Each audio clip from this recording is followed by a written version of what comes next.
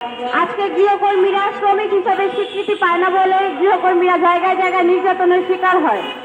কল্পনার মতন গৃহকর্মীরা, তামান্নার মতো গৃহকর্মীরা মর্মন মৃত্যুর মধ্যে জড়িয়ে পড়ে।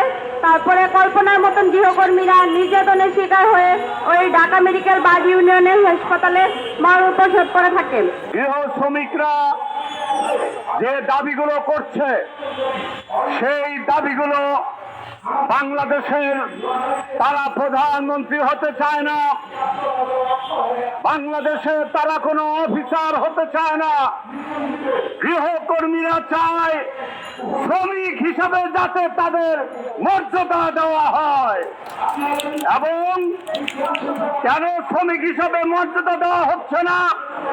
কারণ একজন শ্রমিক যদি শ্রমিক হিসাবে মর্যাদা পায় তাহলে তাকে একটি কার্ড দিতে হবে, নিয়োগপত্র দিতে হবে, তাকে ন্যূনতম বেতন দিতে হবে, তাকে ছুটি দিতে হবে, তাকে নির্যাতন করা যাবে না, তাকে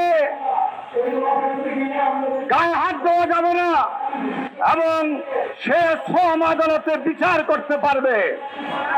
এই সব যাতে না করে সেই কারণে গৃহ শ্রমিক হিসাবে তারা স্বীকৃতি দিতে চাচ্ছে না। তা আমরা চাই না আর কোনো গৃহকর্মী যাতে নির্যাতনের শিকার হয়। আমরা চাই আমাদের অধিকারগুলো যাতে আমরা তাড়াতাড়ি পাই। আমরা যদি অধিকার পাই তাহলে আমাদের গৃহকর্মীরা কোনোভাবে নির্যাতনের শিকার হবে না। আমরা চাই আমাদের অধিকার তাড়াতাড়ি দিতে। আর আজকে আমরা যদি গৃহকর্মীরা না থাকতাম তাহলে আমাদের প্রত্যেকটা নিয়োগকারীদের অবস্থা কি থাকতো সেটা ভাষা বোঝার মতন না। আমরা চাই আমাদের নিয়োগকারীরা আমাদেরকে বুঝুক, আমাদের শ্রমিক হিসাবে স্বীকৃতি দেয়। আমরা শ্রমিক হিসাবে গণনা হতে চাই। আমরা আর বুয়া হয়ে বাঁচতে চাই না। আমাদেরও একটা নাম আছে।